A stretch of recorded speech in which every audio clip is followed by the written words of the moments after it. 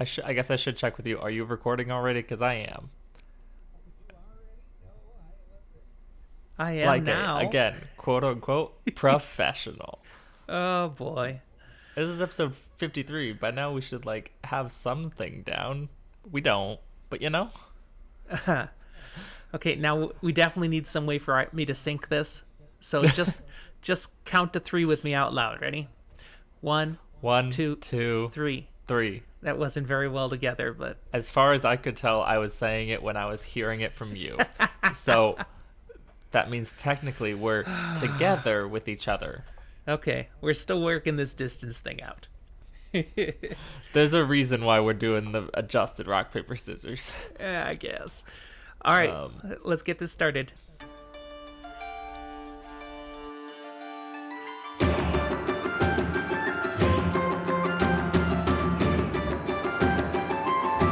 Hi there, and welcome to another episode of Fantasy for the Ages, a show where a father and son sit down and talk about fantasy.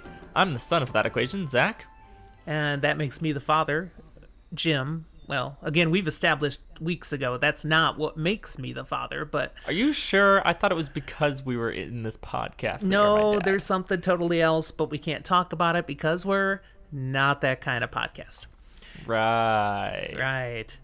Anyways, how you doing today, Zach? Today specifically, I could be better. I woke up with a little bit of a kink in my neck and have a little bit of a headache going on, so I'm taking care of myself appropriately. See, that's But- what happens from having a mattress finally. Yeah, see, that's the thing. The good news is I finally got a mattress. It'd been like 2 weeks living here without one. But now I have an actual mattress and bed, everything set up, and I can actually sleep. Apparently, I haven't figured out how to do it successfully. Yeah, do you have a pillow? I mean, is that the problem? Yeah, I had pillows first. It's just figuring out how I want them situated, doing various things. I usually sleep weird on a bed the first 2-3 nights. Doesn't matter if it's a hotel bed or moving to a new place or whatever. First couple nights, I have a really weird time sleeping. In addition, let's see. I have not yet, but I have an Amazon window open to a scratch-off map to get. I have not got it yet, but I have the link ready to get it. All right, we're getting closer. Very good. Well, life is going fine for me on this end. I just had kind of a normal work week. Yeah, it was a little crazy because I work with schools, and schools are getting ready to start around here in the U.S. now, and there's still this virus out there that's causing some twitchy issues for some people, and I don't know Yeah. what that's about. yeah, so it's made things a little more complicated. A lot of phone calls, a lot of emails. But this weekend, I have a business trip to go on, so that's why we're here recording on a Friday instead of our usual Saturday this week. Our recording schedule, it's a little wonky, but it will normalize eventually, Yeah, maybe. when we have like normal schedules again. Oh, wait, What's when does that that? happen? Right. But we'll keep doing the best we can. What are you drinking today? I mentioned that I had a little bit of a headache, so I'm trying to get some caffeine in myself without putting any booze in, so I'm just drinking a soda. I imagine that's not an issue for you, though. What you bringing? Well, mine looks like a soda, but it's called a Wolfie. A Wolfie? Yeah, That sounds yeah. cute. It doesn't look it. Huh. It's simply a shot and a half of vodka, 7-Up, and a little sour mix. It's a pretty simple drink. It's not very heavy, very refreshing. But I liked the name. It was appropriate for this episode. Wolfie. Fair We'll enough. we'll get into more of that as we go. I hope all the people listening that you have the time and ability to have something good to drink as well. It depends on how you listen to podcasts. I listen to podcasts when I'm exercising. Beverages don't work so well then. No, not so much. Some people can. I can drink while I exercise my thumbs. It's called playing video games and drinking. It's a great workout. Nice.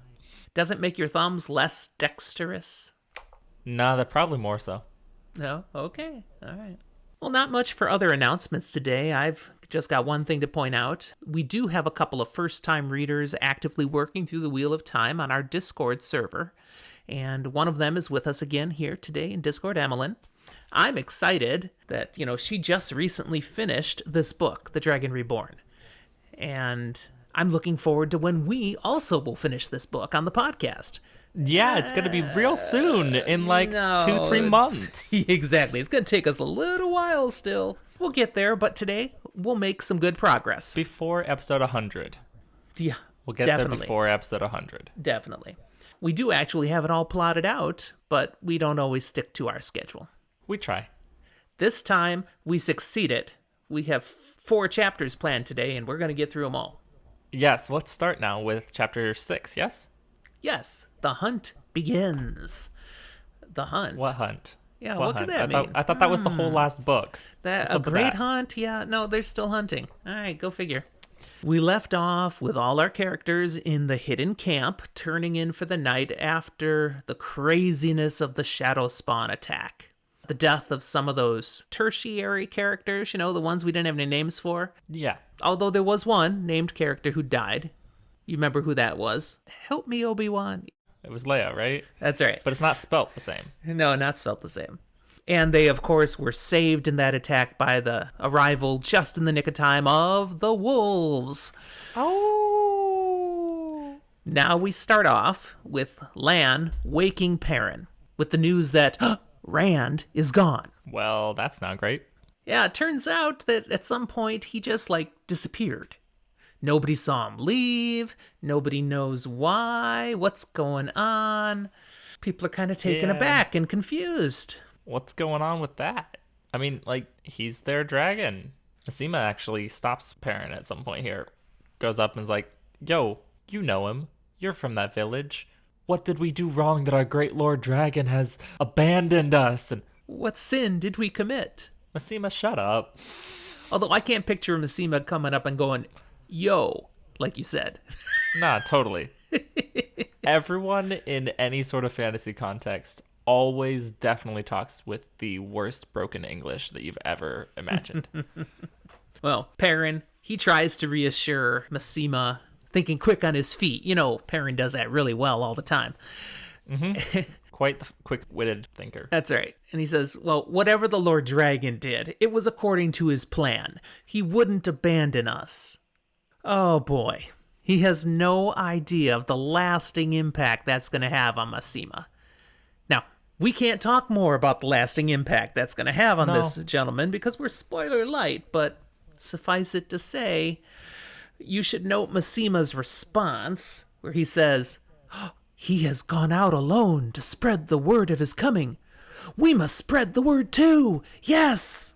Yeah, maybe. Maybe not. Yeah, this dude's wacko. He's zealous about something that neither he nor we understand. Now, he makes the zealous guys look over and go, what's wrong with this guy? See, he's just really out there. That's the impression I get with Masima. He was all hardcore, I hate you, I hate Aiel, and now he's all hardcore, oh, the Lord Dragon. Okay, whatever. It reminds me kind of like what we see with Child Bayar in the last book in the anti-Perrin stuff, but in a pro-Rand sense instead. Okay, I can work with that. Perrin goes and enters Moraine's hut, where we find now Moraine, Min, and Loyal. And Perrin makes a random comment about Masima's sanity and gets his head bit off. Yeah, Perrin agrees with you. Yes, he does. But Moraine's like, really? That's what you want to talk about right now? We have bigger problems. She's a little stressing. Just a little bit. Apparently she's worked up that Rand is gone. Now Perrin, he turns the table on her, and he challenges her as to whether or not Rand's disappearance is her fault. Ooh, I love it. We're playing the blame game. We're going to just point fingers all around, and everyone will go, no, it wasn't me. It must have been you. Yeah, he's got a valid point. She was always giving him crap and not letting him do what he wants to do, and maybe he finally just said, that's it, I'm out. Maybe. He is still a young man. Maybe by now as old as me, but still, I think, a little younger. Yeah.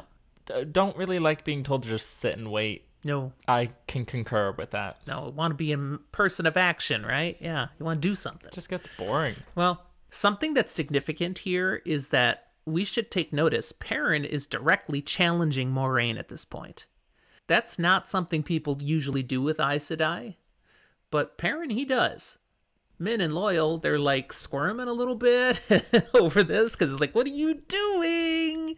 back away. Especially compared to some of the points in the previous book, and even going even further back to the Isle World, it shows a certain, I'm going to use the word growth. I'm not sure if it's growth necessarily in what everyone would consider in this world a good way, but it's like a growing up to Perrin and how he sees and views Moraine. Yeah, he's not just gonna yes ma'am and do what he's told. He's gonna be assertive. He's gonna question things. He's showing that. We learn here now that Rand did at least leave a note, though. It's not just disappear with nothing. You mean he didn't go and talk to his dad right before leaving instead of leaving a note? I'm just referencing that he was the only one of the three boys who didn't leave a note when they left Emmons Field. Okay, I was like, what? Where are we going with that? Oh, I was making a weird pull. Well, I'm going to read the note because it is significant, the particular things he says here, and it kind of frames what we can think about. It means so much and yet nothing. He says, "What I do because there is no other way. He is hunting me again, and this time one of us has to die, I think.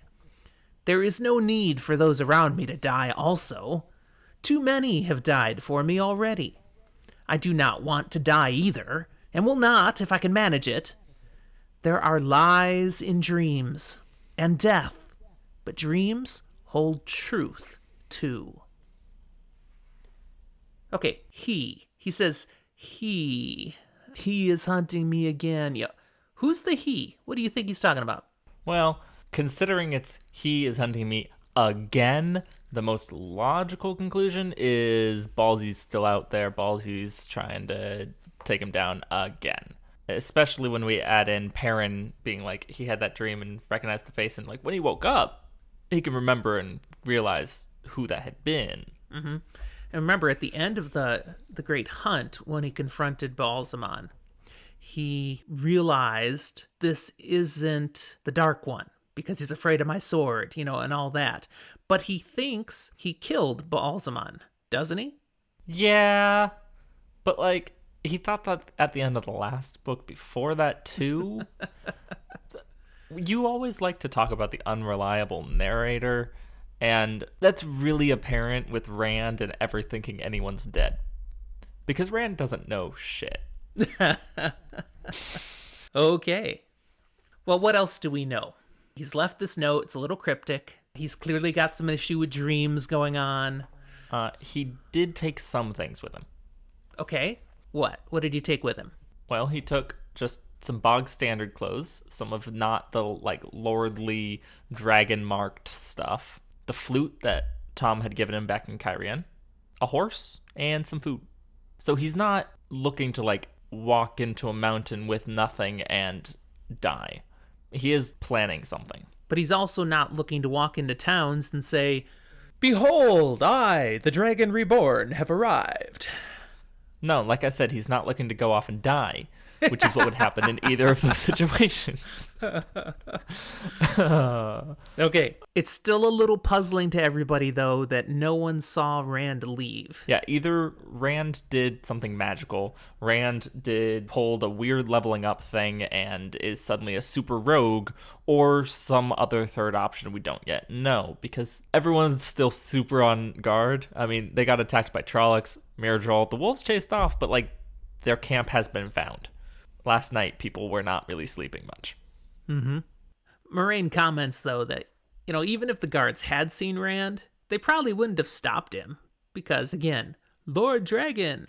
And Perrin, he loses his cool a little bit about this. He's like, after all, she's the one that pushed him to be this Dragon Reborn. And now she's frustrated that people have sworn to him as the dragon. It's like, you can't have it both ways, woman. So again, we see him challenging Moraine.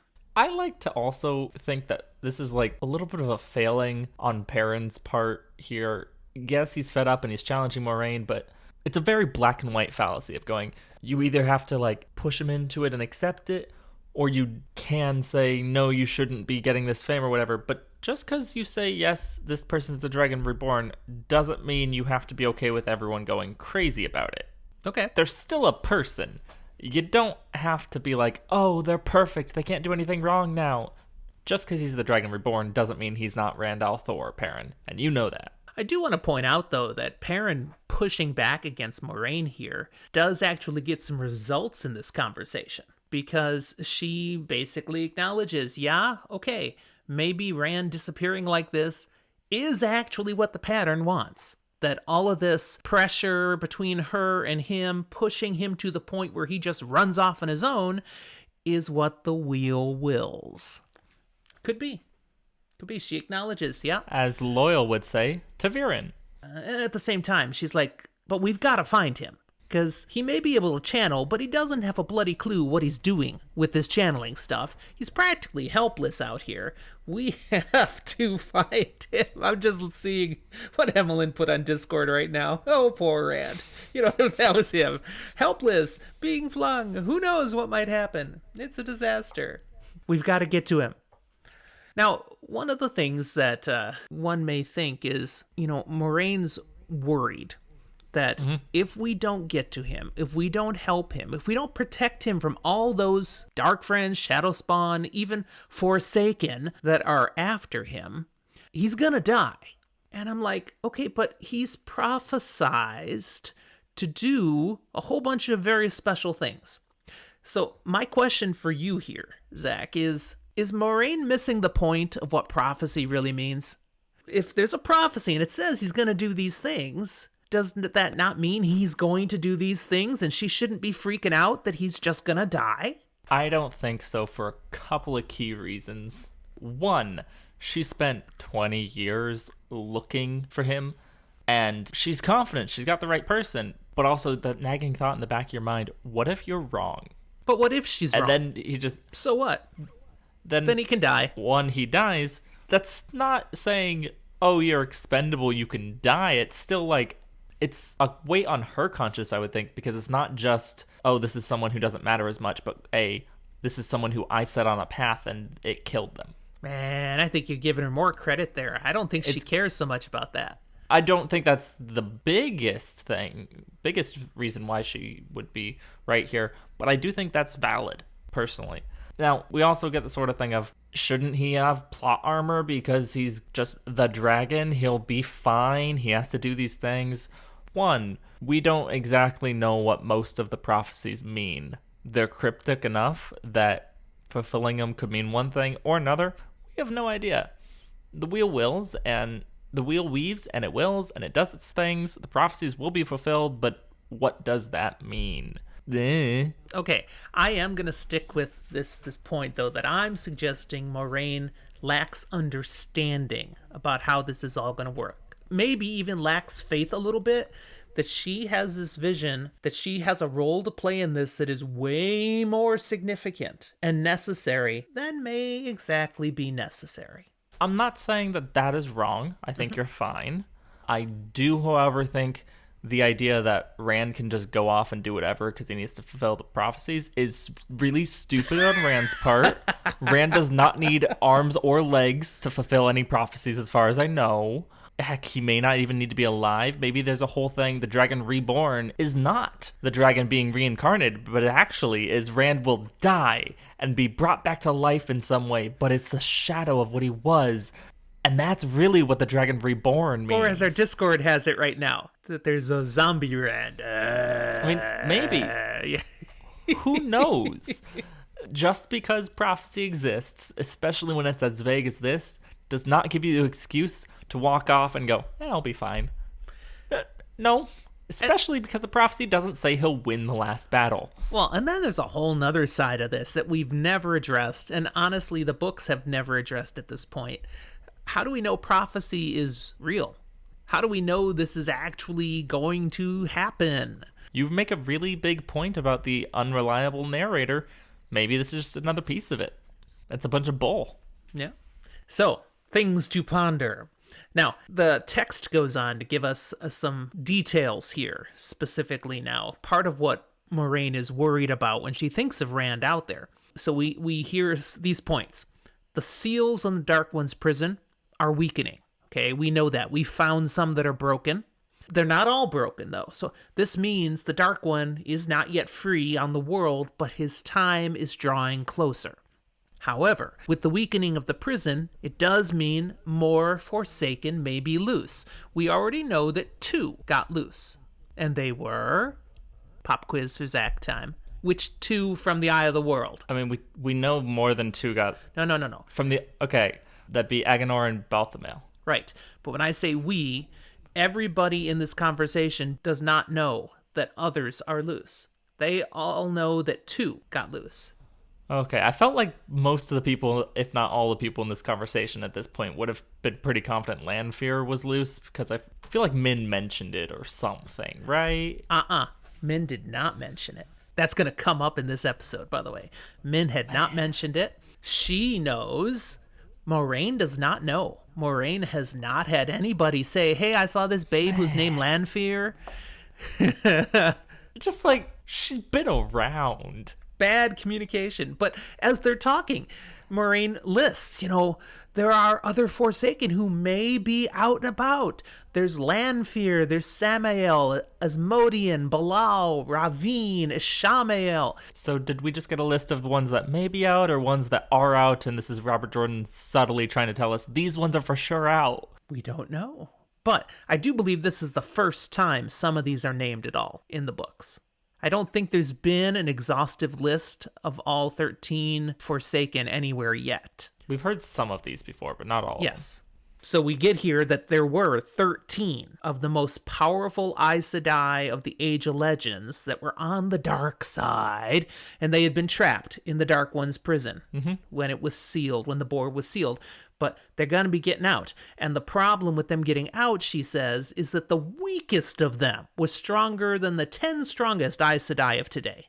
And that's the weakest one. This is bad, and they're going to want Rand. And Moraine's like, I'm not going to let that happen. Yeah. All right, Perrin now turns the conversation back to that mention about dreams in Rand's letter. Oh, yes. And this leads to a conversation about the dream Perrin has been having for 5 repeated nights at this point. Yeah, not all the weird dreams that we saw, just the last one. Right. And in this coming out, it becomes known that, others may have had these dreams as well. Not Moraine, not Lan. Their dreams are warded in some way. Not Loyal.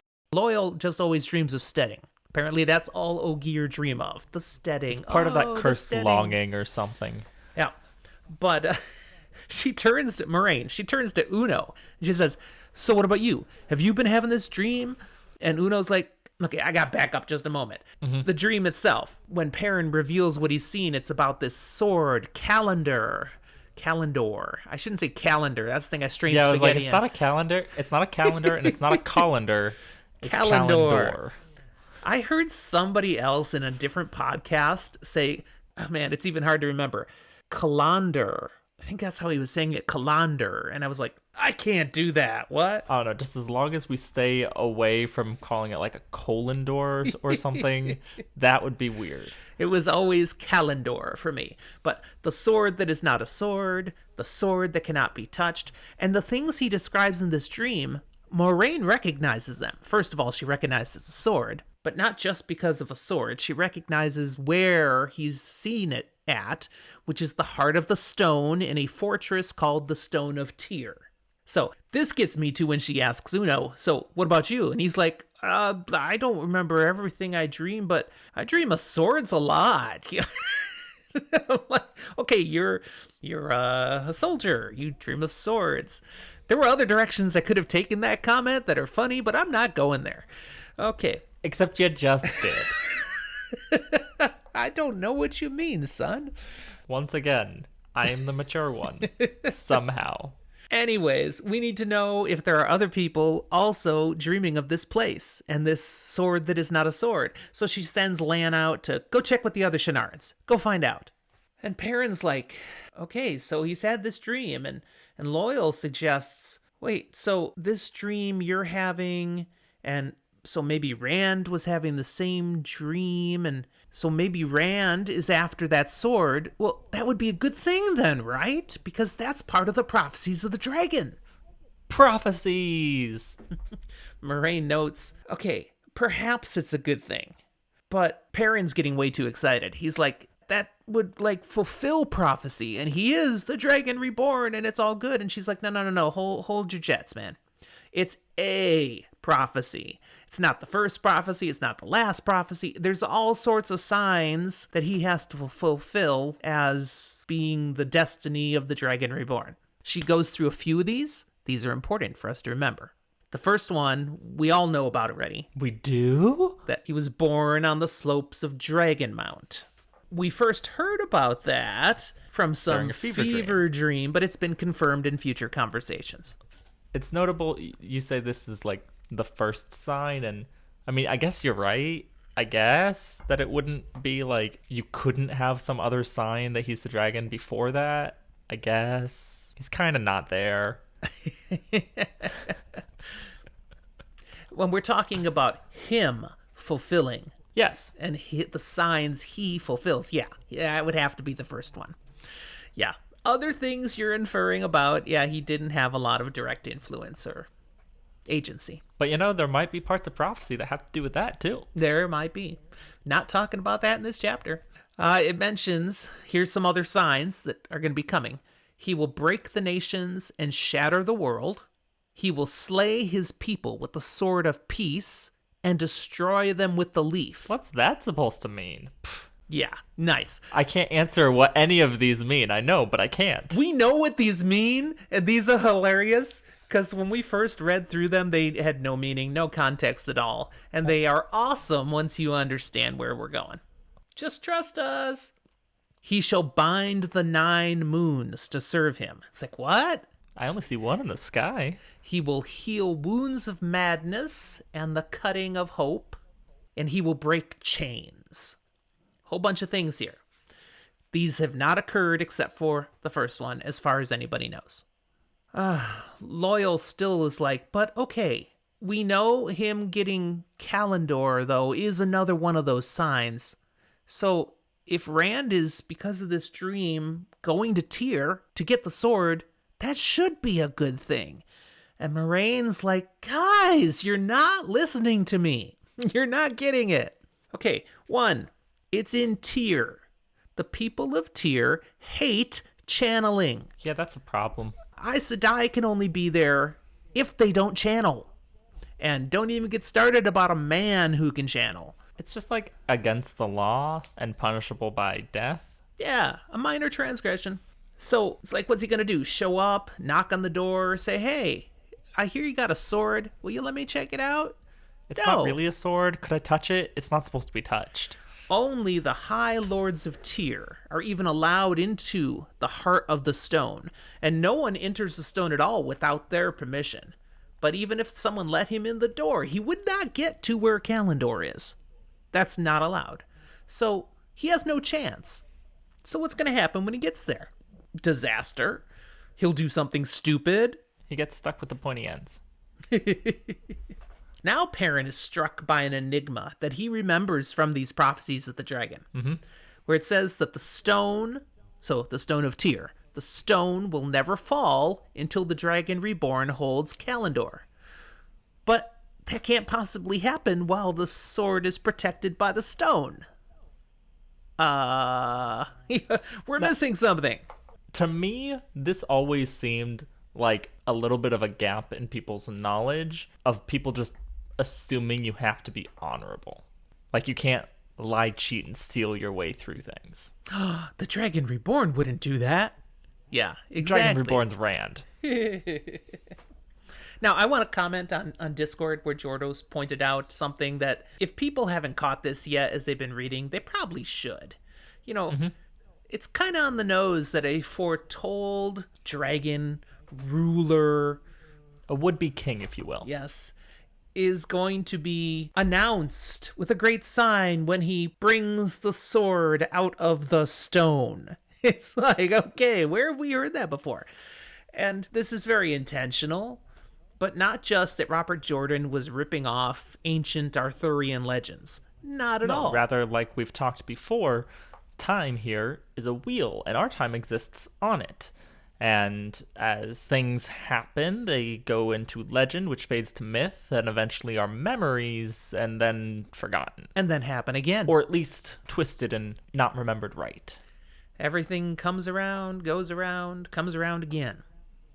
It's kind of where we're going here. Just in a different turning of the wheel. Just like Amazon Prime's The Wheel of Time will be. Not quite this turning, a slightly different turning of the wheel. That's what we're hoping for. Still one to enjoy seeing. Did you, by the way, segue, did you see the images that were all out here from that Entertainment Weekly magazine article? I haven't looked yet. Oh! Like I wasn't following all of the images. I saw some of them, but I didn't make sure I'd seen everything that had been dropped. I'm sure somebody can toss them in the Discord server while we're talking so that Zach can have that corrected. It's nice to see the core cast finally in costume, on set, in character. It wasn't that many pictures, but it was cool. Yeah, Jordan was like, just Google Entertainment Weekly, Zach. It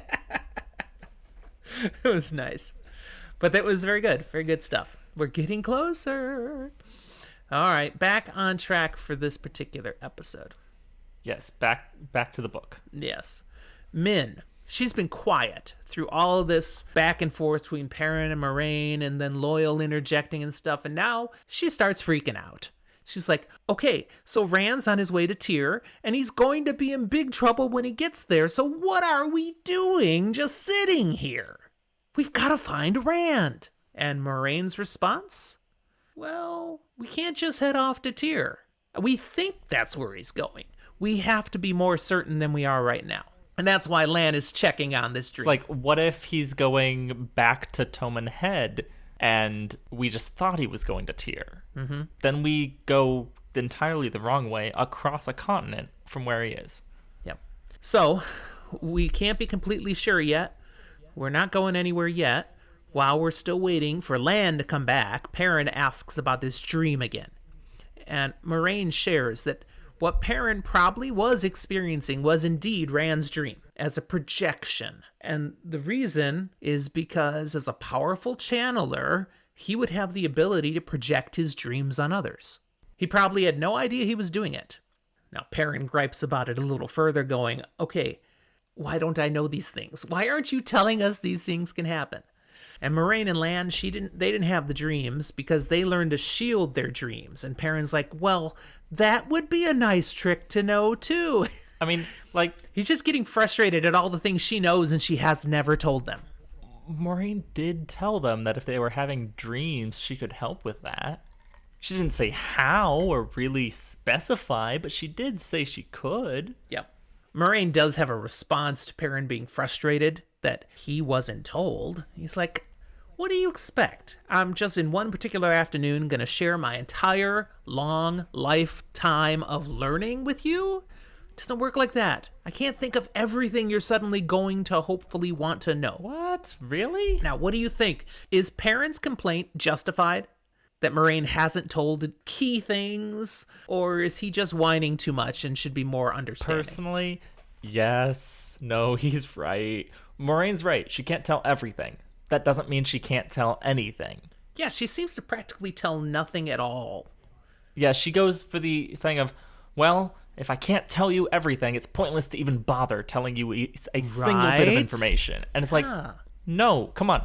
People in this series, this is the biggest complaint I have about the series. It's the thing that I would change, except it actually makes some good plot devices.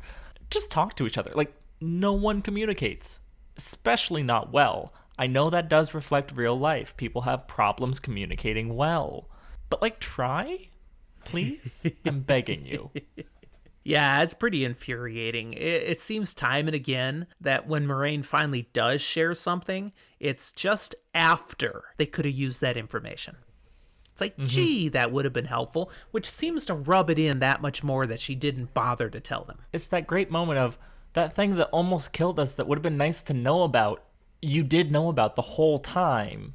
And you even suspected, like, a couple hours before it happened that it might be necessary to know about it.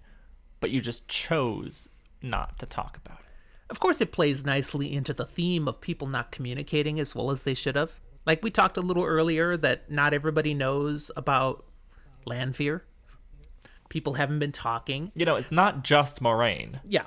There are people out there in Watt fandom, Wheel of Time fandom, that say, if they actually communicated, the series would have been only 6 books.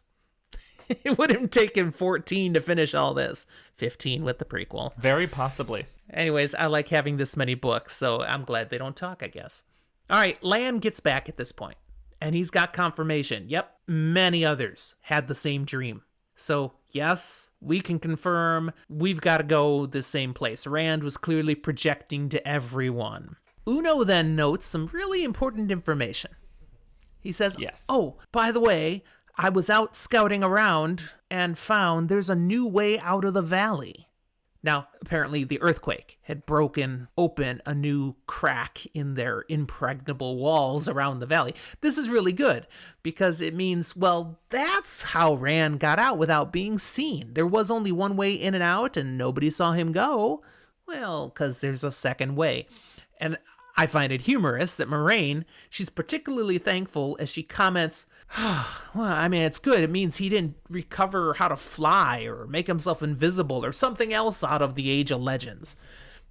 So my question for you, Zach, is do you think in the Age of Legends people really knew how to fly with the one power like Superman? Or is she just speculating? What do you think?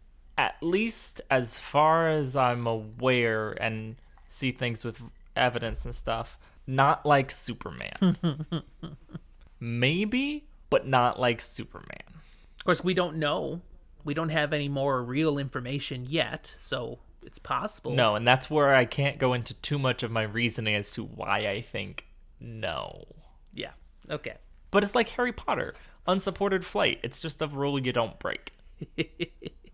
Okay, then. Until you apparently do. We've got this decision made. We're going to follow him to Tyr.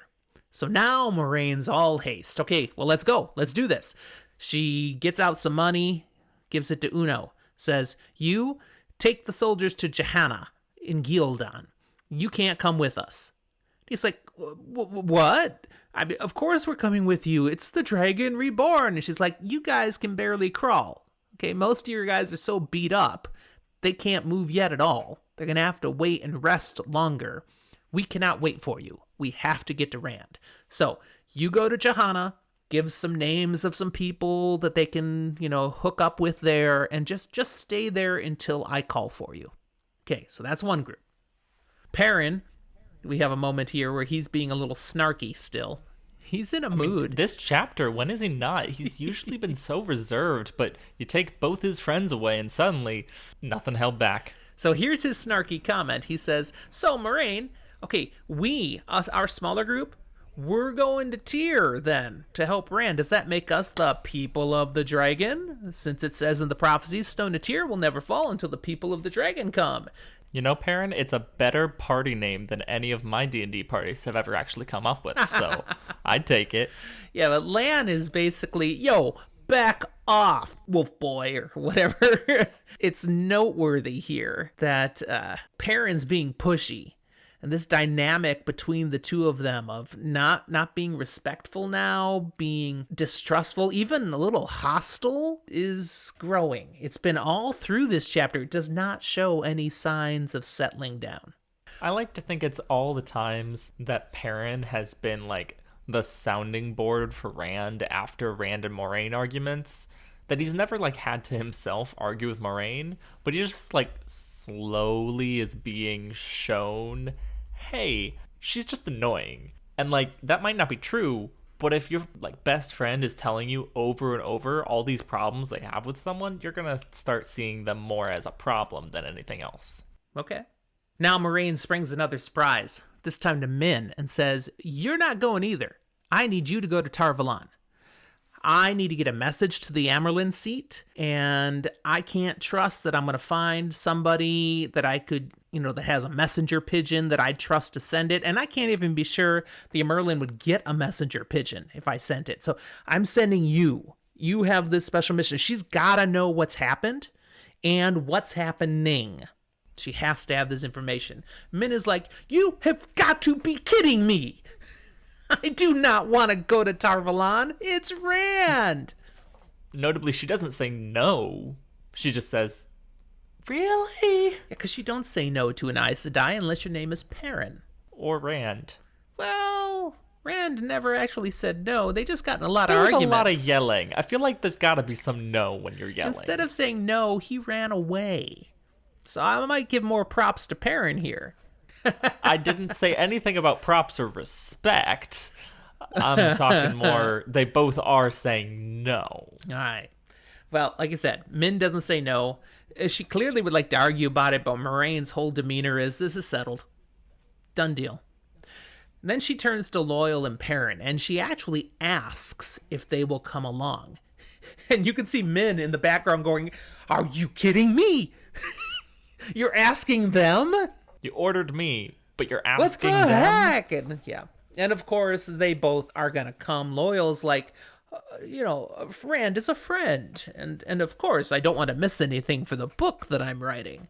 And Perrin, well, in his head, he still senses he's tied to Rand. So he needs to come. He really doesn't have a choice. Then we get a humor moment. They're all exiting the shack. Basically, Moraine has dismissed them. Go get ready. We're going to be leaving. And Lan is exiting them out the door. And as he's closing the door, but before it's shut, Min stops and says, Lan, is there any message you'd like delivered as well?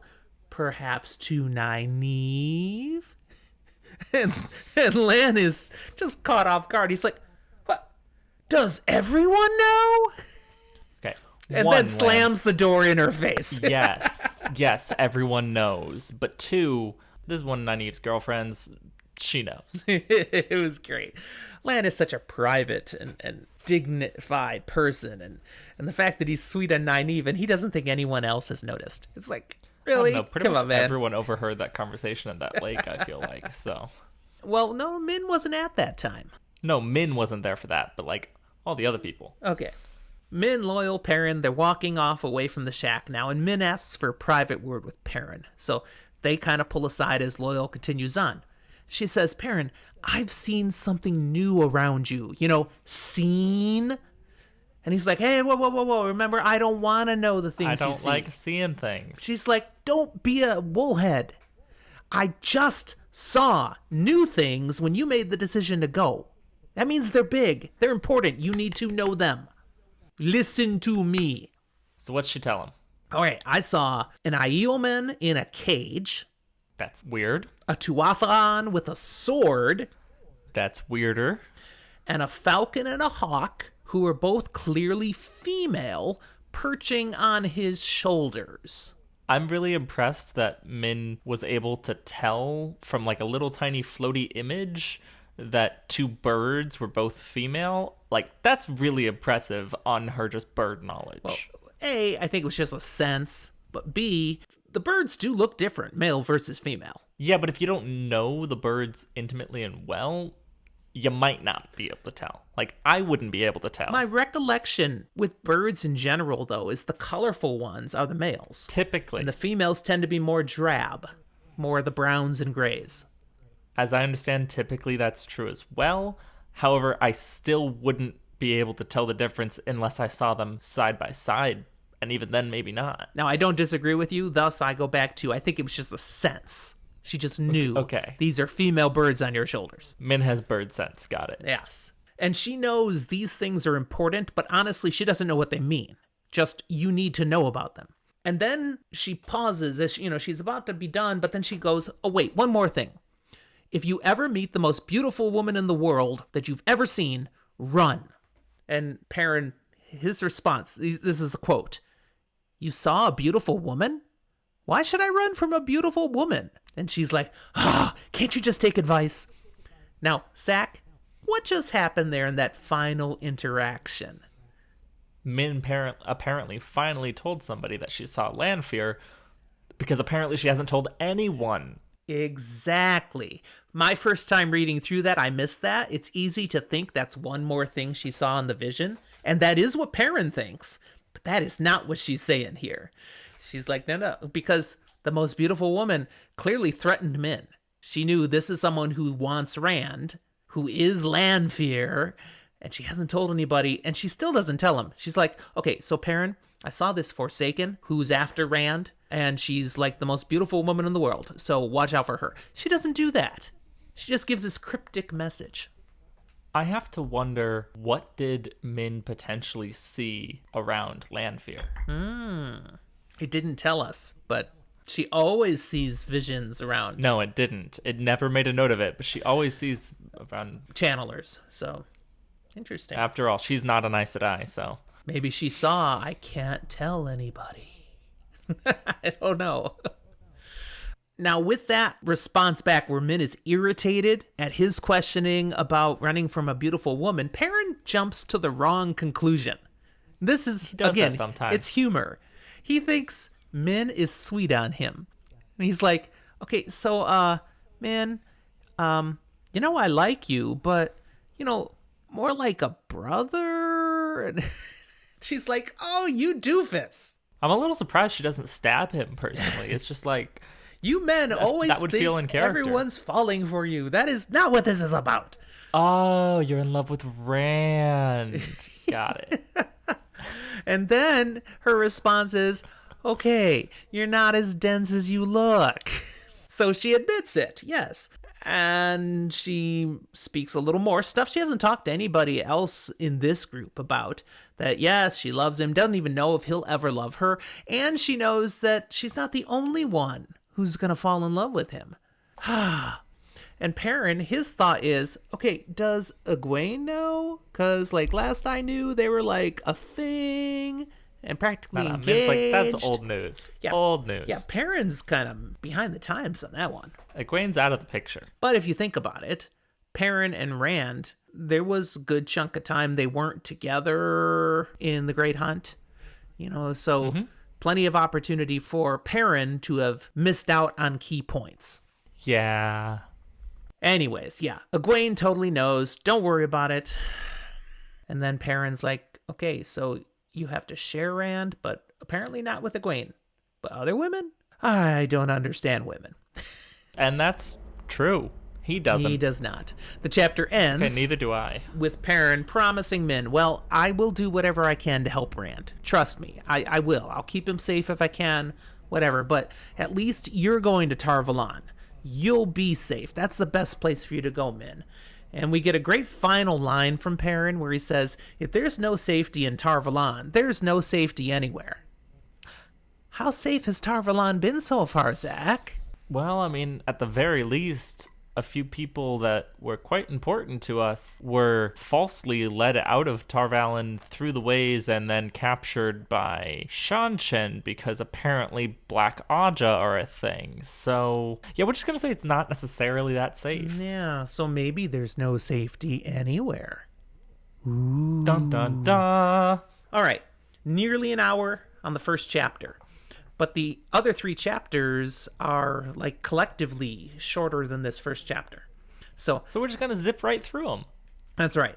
It was a great chapter, a lot of critical material, but let's move on. Chapter 7, The Way Out of the Mountain. Not under the mountain, out of. That's right. Again, where chapter 6 was lots and lots of pages, this one's only 5.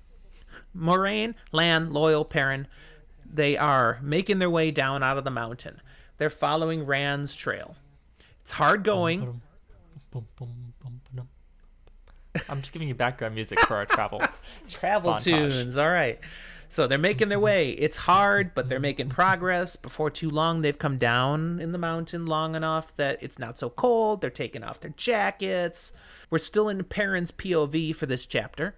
And he notes that there's still wolves around. He's keeping them out of his head, but he can still feel the tickle from time to time. He closed the door on them, but just like any good animal that wants attention, they're scratching at it. Again, when that battle scene and he really let the wolf go, he almost didn't come back, he feels like. So he wants nothing to do with that. We're going to keep him out. Yeah, that wolf stuff, it's kind of scary.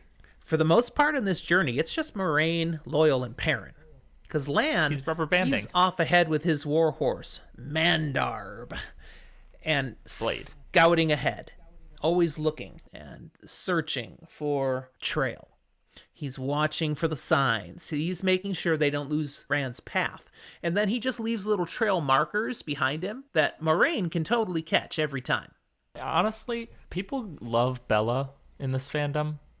Mandarb doesn't get enough love. Mandarb is an awesome war horse. That horse works 2 times harder than any horse in the series. Just the amount of travel when they do stuff like this, the rubber banding, going out, coming back to check other things, checking a bunch Absolutely. in any direction to find safe paths. Yeah. Mandarb is a good horse. We can say Lan is traveling twice as far as the rest of the team, but no, he's not. Mandarb is traveling twice as far. Exactly. You got it. Totally. So the only time they really see Lan and Mandarb is at the end of each day. Because when light finally is failing, Lan shows up. Hey, it's time to make camp.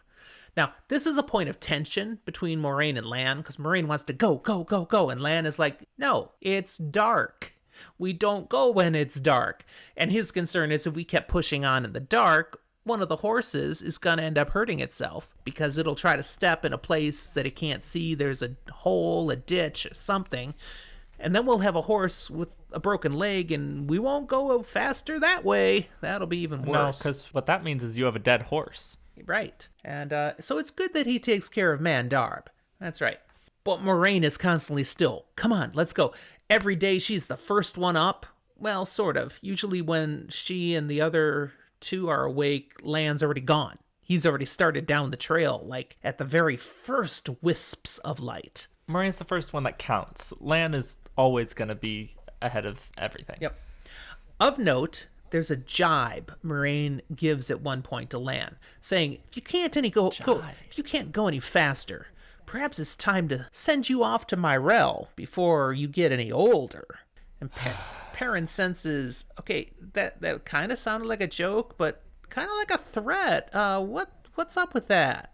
I mean, to me, I'm just like, Moraine, that's not funny. You can't joke like that. That's not okay. And Lan, he kind of tensed up about it. So I don't think he enjoyed that too much. But neither of them tell Perrin what that's entirely about. Moraine says, okay, Myrell is a green sister, and one day Lan has to deliver a package for safekeeping to her. And Lan's like, that day's never going to happen if I can help it.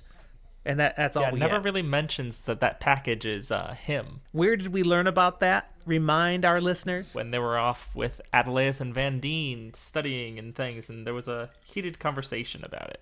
That's right, because you said the package will be him. Why? Why will he have to go to Myrell? Because the one and only time she's going to do this, Moraine has made it so that upon her demise, the bond will shift over to Myrell, and he will be compelled to go to her. And she did that without his permission or knowledge at all. So she's dead. Yep. He has to go to Myrell. Of course he doesn't want to see that happen. Not cool in the first place. Definitely hasn't been long enough to joke about it, Moraine. That's right. It's still a little touchy. We learned then also that Moraine has the dragon banner with them. You may recall last time we saw it was where? It was on a pole in the middle of the camp. Makes sense they wouldn't just leave it there. You sure? I mean, I thought they were going to come back eventually, build a house or something. Perhaps it's almost surprising Rand didn't take it. I mean, he didn't take the dragon clothes either. Remember, he has that prophecy, one day it would save my life. And it played a pretty vital role in the events at Falme. Nah, this series, it's a one and done thing. Oh, he figures that one's over. Every item has consumable charges. Its special power is off. It's already been used. We're dead. We're done. We're good. You can't recharge a magic item? Well, it depends. I mean, if you roll well, sometimes it's just like got special conditions. Sometimes it's per dawn. Oh man, I just had an idea. We need to have dice when we do this. So sometimes I can roll for initiative or something in the middle of our conversations. Is that what we're going to do instead of rock, paper, scissors now for the spoiler room? But you took like 15 dozen sets of dice, and I don't have a single one in this house now. Not 15 dozen, double the first number, and then no dozens. I'll have to get me some dice just for nostalgia now. But so we can roll for initiative and rock, paper, 20. Well, now, we get the impression that this journey is taking many days because they've been coming down out of the mountains and coming down out of the mountains and still coming down out of the mountains. Mountains are pretty big. If you look at the map in the books, there's not a legend that shows how far an inch is. on the map. We don't really know the distances. Robert Jordan, I believe, was quoted as saying basically the distance from Falme to the spine of the world is like the length of the United States. The width, going across. It also is kind of intentionally not given so that we don't have us nerds calculating distances and time for travel. And pointing out where he's wrong. The map could be a little inaccurate. It just gives us a rough idea of what things look like and where they are. But truthfully, how long it takes to go from one place to another is however much he decided, not however much the map But says. it can make sense that it's taking a long time to come out of the mountains, because remember, to get across the continent in the first place, a portal stone was used, so we don't know the distances involved. This is a continent, so yeah, there's a lot of territory to cover. We've barely seen any full journeys that didn't use some weird form of travel. I think the only full journey we've seen without weird travel would be Matt, Perrin, and the Shanarans from Faldara to Kyrian. No, we also saw from Emmons Field to Camelin. That's not a full journey, because they were headed to Tarvalin at the time, and then they ended up going to the Eye of the World instead. Oh, okay, fine. Disclaimer. So it's a distance, but it's not a full journey. As they continue along this journey, part of how Robert Jordan emphasizes it's taking a long time is noting the repetition. It's getting boring. We march all day, we catch some rabbits along the way, we eat them for dinner, we eat cold rabbit for breakfast, repeat. Once in a while, they camp near some running water, and Perrin and Loyal are able to catch some fish. They don't have fishing poles. They do this by hand. Have you ever tried to catch a fish by hand? I have. It's not easy. I've done it once. It was a very small fish. There you go. But I did. Well, they're doing this thing, and they do catch some fish, just reaching over the riverbank and kind of scooping them out from where they're hiding in the shade. Moraine comes along one day, sees them doing this, and she rolls up her sleeves and gets down with them. They show her, explain how this is done, and then she scoops out a big old trout, then a couple more. They get more fish that night than they ever had. But again, in a little point of humor and yet a symptom of Perrin's dissatisfaction with Moraine, she just leaves the fish and walks off. And he's like, what about the you catch it, you clean it rule?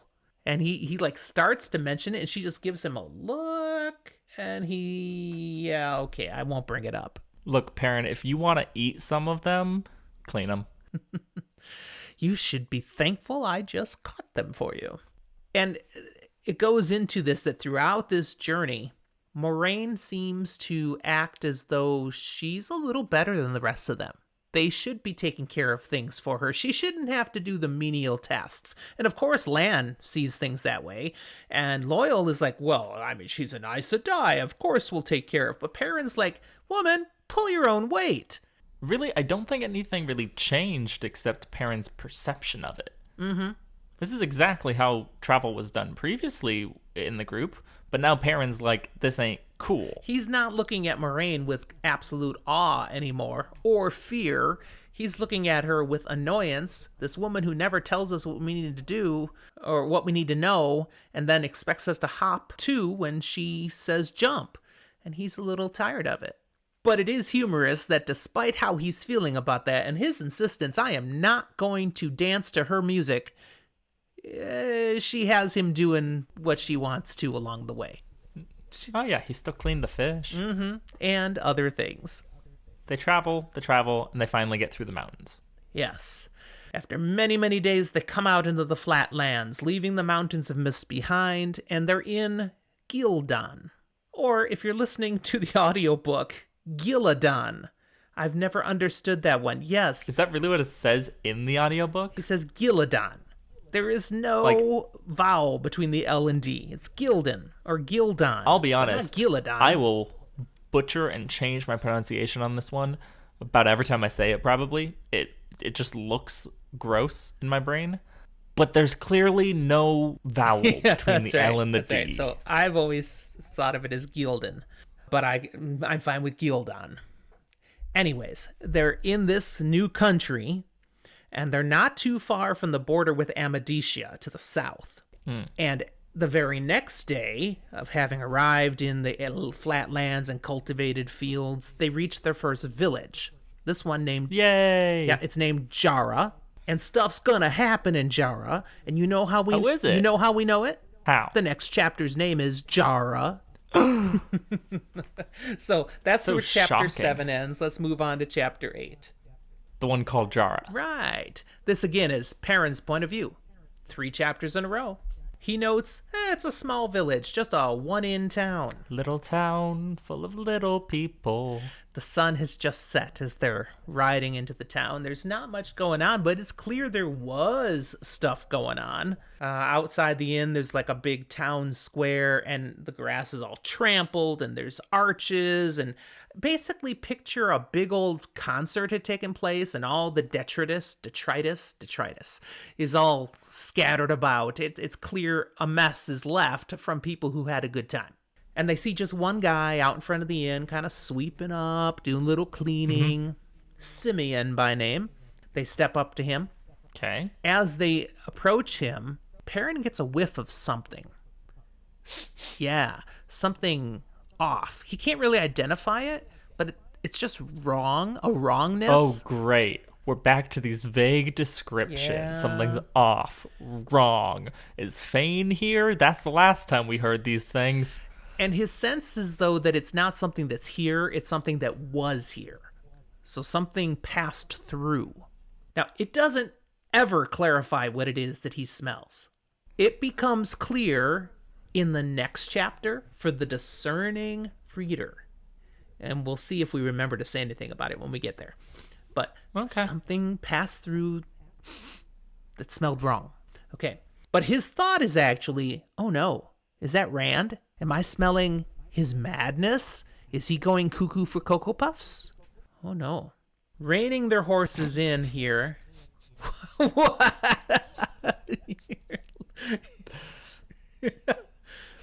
The cuckoo for Cocoa Puffs got you what?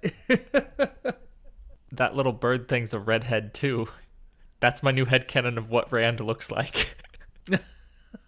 Like the cuckoo bird? Oh, okay. The bird from the commercials with the cereal, the Cocoa Puffs cereal. All right. At least I'm pretty sure. Could be. You can Google it. All right. Stopping at this inn, then, they talk to this person, and he tells them about what this mess was all about. Apparently, the last 2 days, the village was hit by a plague of weddings. Literally, anybody who wasn't hitched got hitched. Even the old widow, who's been a widow for like decades, grabbed some old gruff guy and said, "You, let's do it." Everyone's getting married. Why not? So the last 2 days, there's been wedding after wedding after wedding after wedding. And everybody's pretty much exhausted now from all of that. I'm just tired of people getting married. Yeah, now Perrin's like, okay, that's fine, that's great. But have you seen this guy? And Moraine just shuts him down. Talks right over him. Clearly, she's like, let's not be so obvious. She just... let's just flash back to Whitebridge when Tom told the boys, hey, no, there are ways to get information without giving your information. Right. So she asks for rooms. And we get, again, a little bit of humor as the man looking past her at Loyal says, and that, what is that? Apparently they haven't seen any Ogier around in quite a while. At least they didn't freak out, though, and, try to attack him. Loyal's like, what, did you think I was a Trolloc? It's like, oh, no, I'm sorry. All right, they head inside. I don't really know what Trollocs look like either, but, Well, he thought Trollocs were children's tales, but then again, he also starts to say, and Ogier are... oh, well, no, I shouldn't say they're children's tales, because you're standing right here. Oops. Taking them inside, he introduces them to the innkeeper, and he points out specifically, and Loyal, this person here is an Ogier.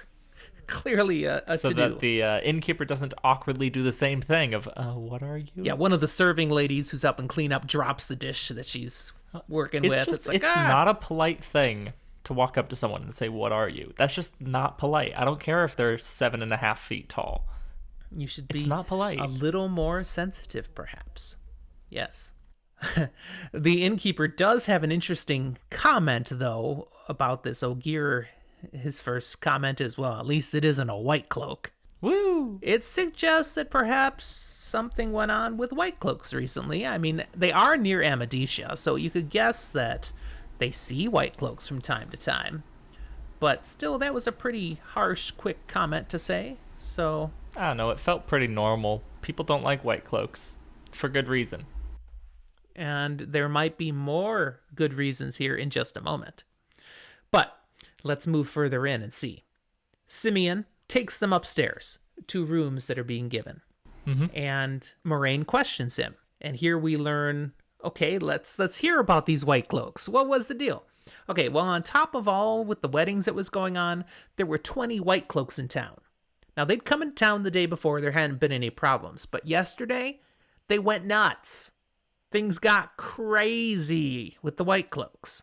What happened with the white cloaks, Zach? Well, there were a number of weird things, because, like, white cloaks are problematic. They do weird, not great things. And yet, a number of them did not white cloaky things. Specifically, I like that. 3 just, like, up and said, hey, I'm not a white cloak anymore. Like, nah, I'm out. we done with that. Apparently, that's not something you do. No, it's an oath for life. You're in. You don't just get out. But they did, apparently. Another went, no, I'm gonna go to the Horn of Valir. We're gonna go join that hunt. I'm thinking of the glory. And then another one was like, what are we doing over here? The dragon was over in Almouth Plain. That's where we should be. The whole thing. He leaves for Almouth Plain. And then we right. saw white cloaks doing like more things that I consider to be white cloaky things, but also like worse. Yeah, they start harassing women in town. It doesn't say exactly what, just highly inappropriate things. I'm picturing they're going out and they're pinching bottoms and trying to pull women off into alleys and, hey, good looking, you got some fries with Enough that other shake. people were like yelling at them and being like, Cat that's not calls. okay. So nothing like really happened, but it was clear that that's not cool. Right. Totally inappropriate. And then 2 more did something totally bizarre. And this is kind of what ended it all. Yes. They declared that the village was full of dark friends and that they needed to burn the whole place down, which really, to me, is like the least weird thing in the list of white cloak things. Like, that's the most white cloak thing that you could do in this situation. In a town where all they're doing is having weddings and celebrations. It's weird. Suddenly, all your various white cloak buddies do weird things. Like, I honestly, if I was a white cloak and believed the white cloak code in that situation, I might think the town was full of dark friends. That seems like the most reasonable response. The night is dark and full of terrors. The Lord of Light, set him free. And so they go behind the inn and literally light it on fire. And of course, others come and put it out, but it's like, that's it. We're done. The few white cloaks that are left tie these dudes up and they head back towards Amadisha. And yeah, the innkeeper, he's not real keen on white cloaks now. They just tried to burn his inn down. Yeah, the scorch marks in the back still show they ain't friends. Right. All right, so we've got information on the white cloaks now. Simeon has Moraine and Lan settled in a couple of rooms. Moraine's got a nice room. Lan's in a little like servant's room right off the side. Simeon was going to set him up somewhere nicer, and he's like, nope, this will do. I'm here. Because again, warder, I'm going to stay close. Takes Loyal and Perrin then further down the hall. And as they get further down the hall here, now Moraine and Lan are elsewhere, Perrin, he's finally going to ask, okay, was the guy like blank, blank, blank? He describes Rand. He doesn't say was a guy named Rand, but he describes Rand. It's almost like Moraine just told him, don't talk about it. But the moment he's away from Moraine, he goes, yeah, no, I'm going to talk about it. That's right, because how are we going to get information if we don't ask questions? Duh, that's how he's thinking. So he asks, and instantly Simeon's like, yeah, that guy was here. Totally. In fact, he played his flute for a whole bunch of the weddings. But he was a bit odd. I mean, sometimes he would laugh when nobody said anything. He woke up in the middle of the night yelling. He said it was just a nightmare, but then he also said someone was after him and he needed to leave. His specific words were, one of us has to die, and I mean it to be him. That's not ominous at all. And then he headed off to the east, as if the Dark One was on his heels. I wonder, was he? Perrin and Loyal are quick to point out, he wasn't talking about us. We're not the ones after him. We're not the ones he says have to die. We're his friends. And Simeon's like, oh, yeah, of course. I wasn't insinuating that you guys were after him. No, you're good people. And actually, Simeon means it, though. Yeah. Because he's seen something else that gives him that conclusion. Actually, a couple of things. But it ties to the fact that he's like, I think Rand, well, he didn't say Rand. I think that young man was a little sick in the head. And Perrin says, exactly. This is why we have to catch up with him to take care of him. And Simeon's like, yes, I knew it. Because he's recognized Moraine as an Aes Sedai. He saw the face, in the ageless face. Not everybody has seen Aes Sedai. Not everybody recognizes them on sight, but he has seen Aes Sedai before elsewhere. So he knew. He's like, I think that's an Aes Sedai. And what do Aes Sedai do? He knows all the stories. They heal people. They even bring people back from the dead. Okay, his facts aren't completely right. He's heard all the stories, and he's seen one. He doesn't actually know any. But he says, okay, so you guys are after him to help him. Of course, that makes sense. That's what she would be doing. Well, I need help here. My brother is also sick in the head. So do you think she could do something about him too? Okay, this isn't what Perrin was expecting was going to happen here. So he's like, Now, part of what's in his head right now is to help him out. He's got to go talk to Moraine and basically share that, I just talked to someone about Rand, like you said not to. Oops. Yeah. Like 5 minutes out of your sight, and I already was doing what you told me not to. Then again, Perrin has clearly not cared that much if Moraine's not happy with him. Oh, sure. For a while. But it's still not real comfortable to go back and admit it to somebody. No, not really. Anyways. I don't like doing it. He tells Loyal, will you talk to Simeon for a little bit? And yeah, let's talk about trees. Simeon's like, what? Yeah, trees. Because, favorite subject for trees are great. An Ogier. Yeah. Perrin goes and knocks on Moraine's door. Come. Walks in. There's Moraine and Lan having a conversation and clearly looking a little put out that he's interrupting them. But he says, hey, I just confirmed Rand was here. And Moraine's like, what are you doing? I already know he was here. But Perrin's like, but I didn't. And you didn't tell me anything. Exactly. Again. And I know he's headed east. And she's like, okay, well, it's probably good to know he headed east, but if he's heading to Tyr like we think, that's the direction he'd have to go. So it's like, where else would we be going? She's like, Perrin, you've got to hold your tongue. Learn not to speak until I tell you. Yeah, that goes over that's well. Weird having to tell Perrin that, of all people. Perrin's a growing boy. He's changing. And he does not care for being chided in this. Because he's like, no. Hey, I did a good thing. I asked questions. If I hadn't asked things, I wouldn't have found out that, see, the thing is, I talked to this guy, and he knew about Rand, and knew he was like a little off in the head, and was hopeful it would mean something for his brother, who's off in his head, and the reason he was excited about it was because he's figured out you're an Aes Sedai. And if I hadn't asked him any questions, we wouldn't know that. And he was too nervous to talk to you, so he probably would have been out talking to all his buddies around town. There's an Aes Sedai in the inn. That wouldn't have been good. See, he's feeling justified. So, turns out I did the right thing. You keep thinking that, Perrin. You keep thinking that. Now, she clarifies the reason she did not need him to have been asking questions. The reason she knew Rand had been here was because of the White Cloaks, the story of how crazy they were acting. And Perrin's like, wait, them acting crazy told you Rand was here? What, is his craziness catching? She's like, no. No, Perrin, you don't understand mental health. It's not something that you can catch. It's not contagious. No. This is Loyal's favorite word. Taviran. Rand is so strongly Taviran that his passing will cause massively, highly unlikely events to become commonplace. Anywhere he goes, things like this are going to go on. Mass weddings, white cloaks, quitting the white cloaking. These sorts of things are going to happen. If we know what to look for, it'll be a blazing trail that we can follow him all the way to Tyr. I like to think that, you know how Occam's razor is a thing, the most likely thing to happen is probably the thing that's gonna happen. Rand comes through, and instead of a razor, he's got Occam's snowplow. And so it just spreads possibilities much further. All right. Well, we have to address a comment here now. When Perrin did share that Simeon knows she's an Aes Sedai, Lan and Moraine had a look, just a stare for a moment, and then Moraine says, no.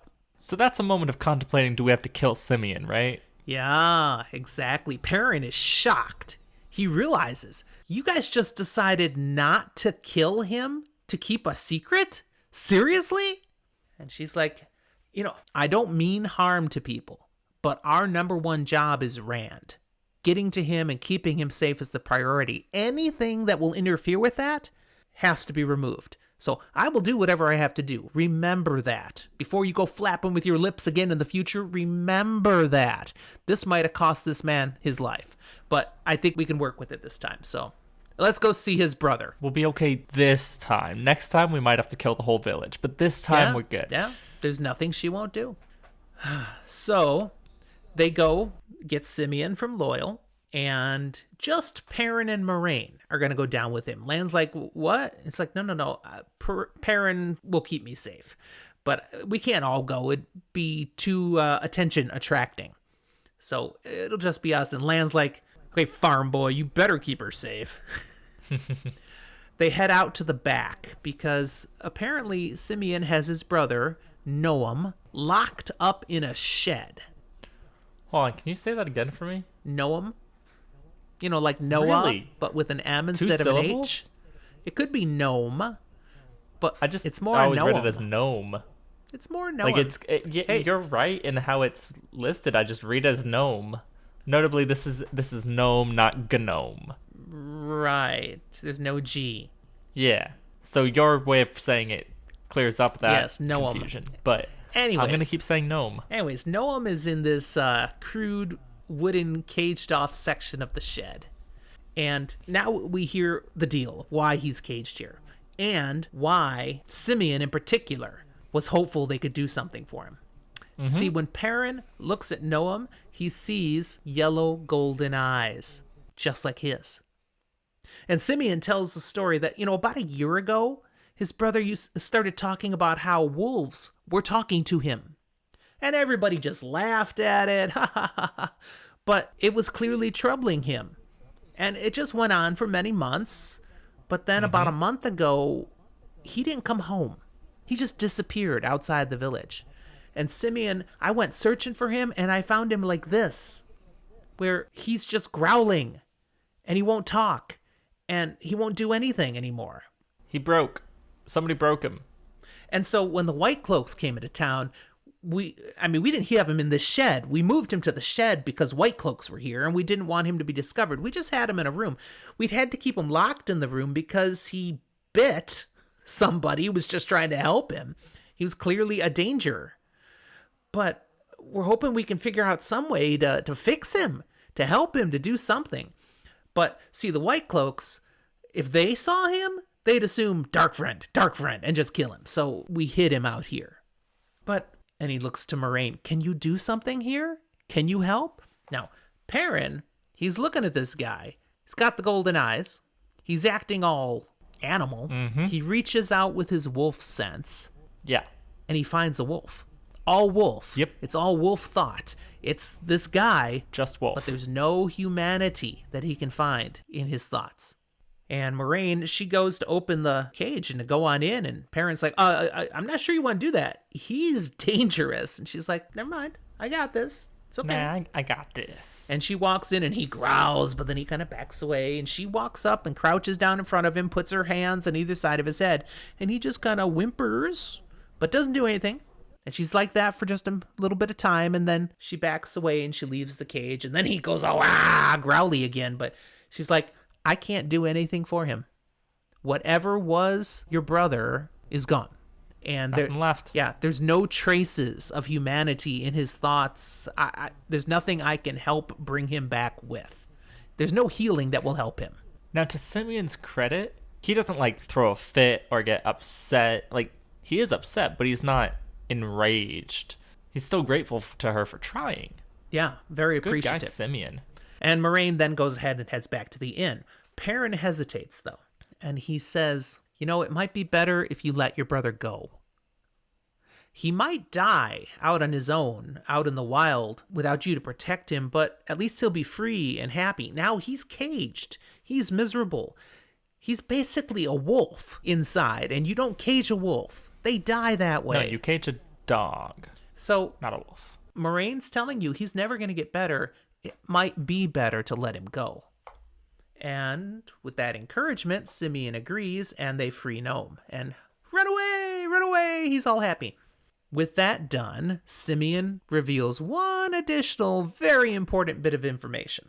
As he'd said, they'd moved Noam down here due to the White Cloaks, as they were looking for dark friends, but they actually had a list of particular ones they were looking for. And one of them, one of these names, was a guy named Perrin Ibarra, a blacksmith who was said to have yellow eyes and known to run with wolves. And we heard that. We had to hide Noam, because he's not this Perrin guy. Make sure they didn't think he was this Perrin Ibarra guy or whatever. But then Perrin turns to Simeon and says, do you think this Perrin Ibarra is a dark friend? And Simeon's response is great. It shows he's not an idiot, and he's a good guy. He says, a dark friend wouldn't care if my brother died in a cage. Yeah, he'd figured out Perrin's the guy they were looking for. But he'd drawn his own conclusion. You're not a dark friend. You just apparently do things with wolves. And Moraine, she must have got to you in time to help you. It's too bad she didn't find my brother in time. So that's the conclusion he's drawn.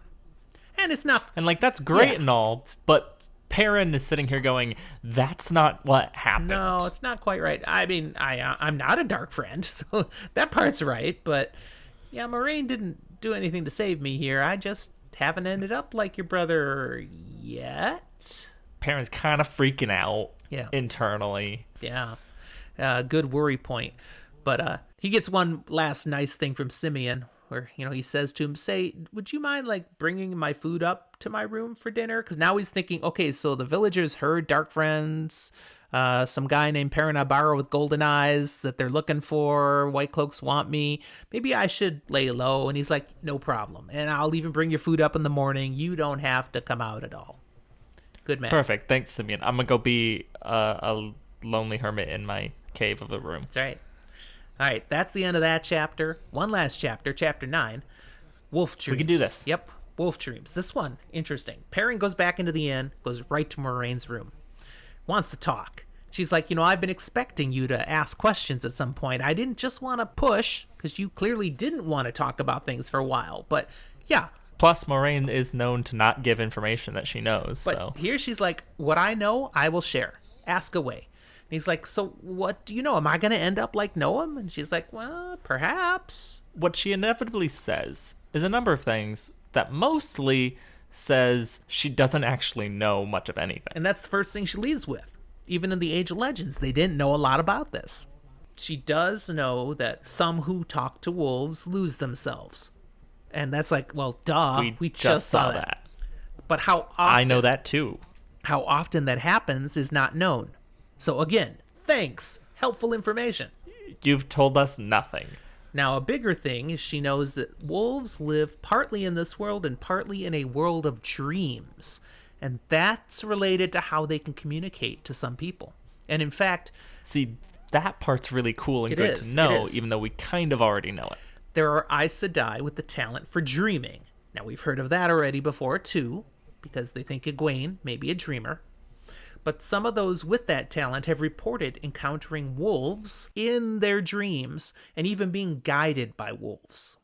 The last bit she says is, okay, so because of this connection with dreams may be particularly dangerous for you, Perrin, and you need to be careful of them. So all of that really wasn't that helpful. What I wish she had specified here was whether or not Perrin needed to be careful of wolves in his dreams. Yeah, and I don't think she knows. She just doesn't specify, right. And it's like, man, yeah. So Perrin's kind of like, be well, good to know. Well, thanks for nothing. And he goes back to his room. Fine, I'm gonna go to bed. And first thing that happens is he's in a dream. Bam. Great. And he can tell right away, oh man, this is not just some fluffy, happy Candyland place. I'm in one of those dreams. Weird place with light and shadows, and the shadows seem to be moving weirdly, and he doesn't see where the light's coming from, and it's just strange. And he's like, I want to get up. I don't want to be here. But he can't wake himself up. And then he hears a wolf's thought in his head. Danger. Mm-hmm. Well, now I really want to wake up. He pounds his fist against a wall and, well, no, that just hurt. It didn't wake him up. Some people falsely believe that pain in a dream wakes you up, but clearly not. Then he hears, run, brother, run. And wait a second. He recognizes the wolf he's hearing in his head. It's Hopper. Nice. Hopper! Remember Hopper? Love Hopper. Wait, but Hopper's dead. But Hopper's here. See, Emmeline? She's already in the Discord. Yes, Hopper! Hopper is here. Hopper is dead, and yet still here in the dream. Before Perrin can really rationalize that that Popper? Is Hopper dead or not? Are we popping now? Nope. It's hip, hop, hippity, hop, pop, I pop. want to see a gif of Hopper popping and locking and jamming, but nah. Anyways, Hopper's like, run! It's like, you didn't listen. You're just standing there. Go. So now he's running, and he's running through this place, and he's puzzling about how he has a wolf who's dead talking to him, but is definitely talking to him, and he has some other strange encounters. He stumbles upon a man who's insulted to see him in his own dream. Okay, so this other man apparently thinks he's dreaming and seeing Perrin. He's like, what are you doing here? And then he gets to see that man skinned alive by a shadow. Just not in a long process, just like whoosh, just pulled it so fast. The skin is ripped ripped like off. The tablecloth pulled from under the plates on a table, because his skin's That's pulled yucky. off, but he's still wearing his clothes. That was weird. Yeah, that's yucky. And it's very yucky because like blood splatters all over, including on Perrin. It's gross. And the guy's like twitching and screaming on the ground now with no skin. Yuck. Okay, so Perrin continues. This is bad. And he runs, and he's finally able to change his location. So he's not in the same place anymore. Now he's in some much nicer and fancier place. And he comes upon a room with a black-haired, black-eyed, beautiful woman clothed in white and silver. Sound like anyone we might know, Zach?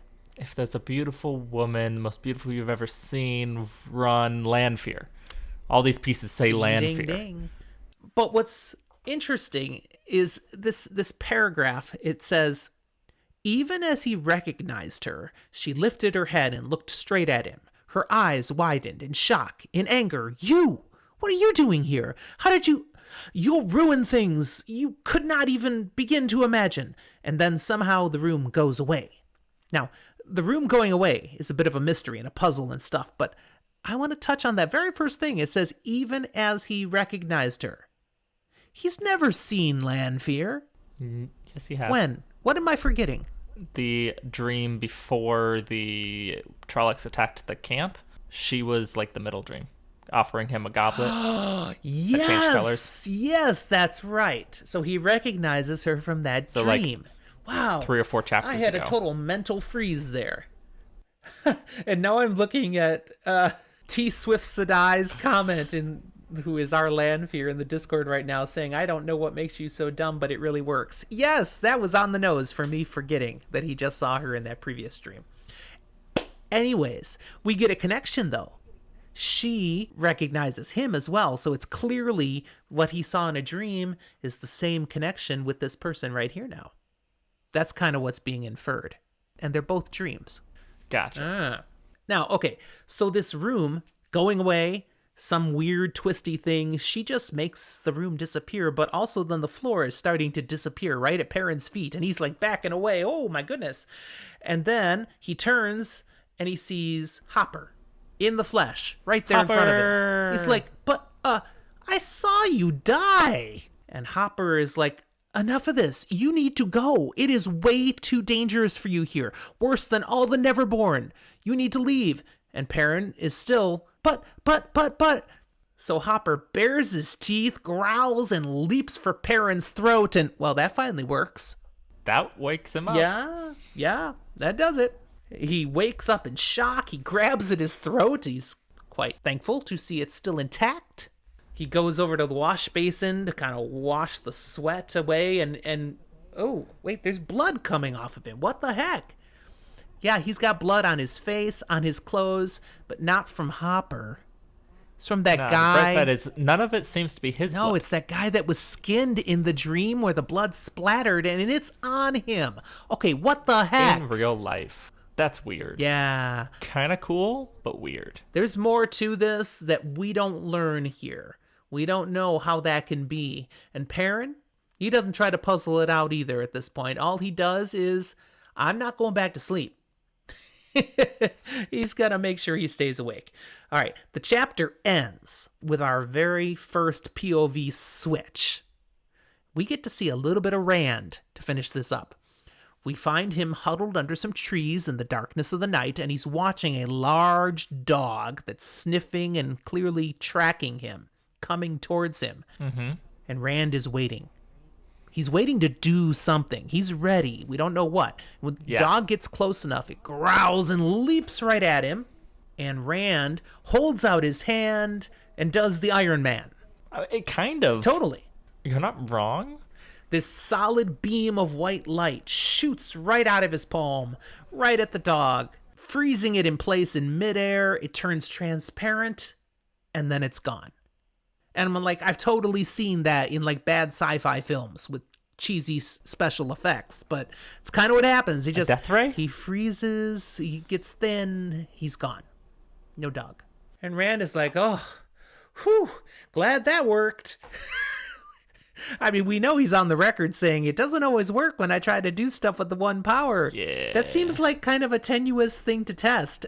Wait till the dog is mid-leap right at you, and then see if it works. Well, you have to, make it work. Forces it to work for you. What's even crazier, though, is that Rand thinks to himself, yeah, there's been other dogs this night, and the power hadn't always come to him. That's not great. But he tried it this way this time? Dude, you're losing it, man. Speaking of losing it, he's feeling pretty sick to his stomach with all this sardine going through him because of the taint. It makes him want to hurl. At the same time, he feels marvelous. He's more alive, he's more aware, he's filled with energy. So he wants to keep it. That makes part where the power is great, but the taint is terrible. Yeah. And the power, though great, can also kill you itself. That is the issue here. But he does decide to let sardine go. Not because of the taint, but because he believes by holding it, he's easier to find by those who are searching for him. They can track him better if he's holding the power. And he lets it go, and then he's heading off, and there's some final words as the chapter ends. We learn he's definitely trying to reach Tyr. Okay, it's not speculation that now. Is true. He's saying it to himself. He believes that in Tyr, he'll be able to confirm for certain that he is the dragon. Or, die. That too. So again, this saying, he's not sure he's the dragon. He knows he can channel, knows he can do all these things, but he has in mind by going to Tyr, he can do something that will prove he's the dragon. Or, like you said, he might die. If he tries to do what's going to prove it and he fails, he'll probably be dead, and that's all right too, because it'll all be over at least. It's a do or die situation, and he's good with either one. Yeah. A little fatalistic there. Yeah. And then he hears more dogs hunting him. But he's ready. He says he can hunt too. I am no easy meat. Meat's off the menu, boys. End of chapter. End of this episode. Woohoo! Good stuff. Man, I'm going to be editing for a long time to get this one done. Indeed. We will go into the spoiler room in just a moment, but before we move into that, let's wish our first-time readers see you later. But we do encourage anybody and everybody who's enjoying the podcast to let people know. Mm-hmm. Give us a rating and review. Apple Podcasts makes that easy. You can give us some stars. Tell us what you think. You can also tell us directly what you think in a number of ways, and we love hearing from people who've listened to the podcast. What are some ways they can communicate with us, Zach? Well, you could shoot us an email at fantasyfortheages@gmail.com, or find us on any of our various social medias, be it Twitter, Facebook, or Instagram. Or you can follow the Discord link in the episode description or in any of the other episodes to come and hang out in a little bit more casual yet live-ish situation and setting with us and other listeners. Absolutely. How to find these ways to connect with us are all in our show notes, as well as we actually have merch. I haven't talked about that for a little while. We do. We've just got a few things right now, but they can get Fantasy for the Ages, coffee mugs, and frosty mugs for their beer or other beverages. Good stuff. I have my own Fantasy for the Ages coffee mug. It works just dandy. So the shop where you could order such things is also in our show notes. Anything else we should be reminding them of in this stuff then, Zach? I don't think so in my brain right now. I have to admit, I was distracted by the Discord for a minute. Did you talk about the Patreon page? I didn't. Oh, tell them how they could choose to support us and be part of our live recordings. If you want to be able to distract my dad live, like some other people yes. then you can go and join our Patreon page. For as little as $1 a month US, you can support us financially, or even go and support us with a larger amount and gain additional other benefits from content that's released just for you, getting access to all of our things early. Or eventually, if you really, really, really want to give us money, we won't say no. You can be on the show. That's true. 1 month, drop the big bucks, and we'll bring you on as a special guest. Heck, we will suck up to you big time for that. Okay, enough of that. Again, how to access all these things in the show notes. Thanks for being here, everyone. We'll talk to you next time. Unless you're sticking around for the spoiler room. Now we'll talk to you for just one more thing here. Hold on. I got 2 D20s ready, and I dropped one of them right before we entered the spoiler room. Yeah, but that doesn't help me. I don't have a 20. You can't. You're gonna roll for me. You're the blue, and I'm the green. And I'm supposed to believe you, huh? My son has integrity. I'll believe. Well, I rolled an 8 and a 2. Who got the 8? So it's I did. Of course. I could show you. No, it's fine. All right. So what are you gonna spoil, Zach? I'm going to spoil something that I don't know is really a spoil because I don't know that I'm right, but I just noticed it as we're going through and kind of this time through some things. Going way back to the prophecies that like Moraine rattles off about the signs of the dragon and stuff. Yeah. There's one that is mentioned here that's healing wounds of madness and the cutting of hope. Yep. I do think those are two different things. Potentially both still things that are being healed, though. It's not he's cutting hope, but he's healing the cutting of hope. The Wounds of Madness one, I'm going to leave that alone, because that one I was like, yeah, makes sense. Cool. The other one, I only just now think I realized. I think this is a drop for literally the end of the book, How Does Rand Live? Okay. Explain. Well, Ishamael is known as the betrayer of hope. Hope that was cut and broken. To be able to heal the cutting of hope is a really obscure way of saying the dragon makes that person live on in a good way.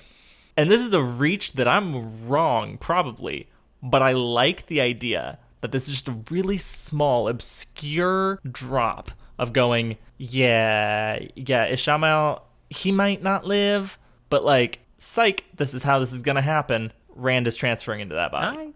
It's possible. Very tiny and obscure, but I like it. It's one that I really couldn't remember what that one means. I mean, the other one, yeah, healer of wounds, no problem. But, yeah. Okay, we'll just go with your possibility. That sounds fine. The other one I want to talk about is Hopper. Hopper's back. Hopper is back. And what's going on there? Well, this is going to be a big part of the storyline. Moraine already said it earlier that wolves live partly in the real world, partly in the world of dreams. And that's absolutely true. Mm-hmm. And that's why Hopper is still alive, because he's dead in the real world. Oh. But they live on in the world of dreams until they basically are reborn again as another wolf again. And it's a cycle for them. And so wolves are always alive, which is part of why they have such great memories, too. They're remembering the memories of wolves go all the way back because they never truly die. Unless. Except if they die in the world of dreams. Oops. And that would be a very, very sad thing. And since this is full spoiler, people, This is the spoiler. you know break. it, man. Just say it's it. coming. Hopper is gonna die the final death eventually. Very, very I wonder sad how many moment. times we're gonna spoil that Hopper's gonna die. So sad. But it's really nice to have him back right now. And we get to see a lot of Hopper through the rest of the stories for a while. Indeed. Yep. All right. That's what we'll stop with for today then. Yes? Yeah. Anything else? I've got nothing else. All right. No? We'll talk to you next time.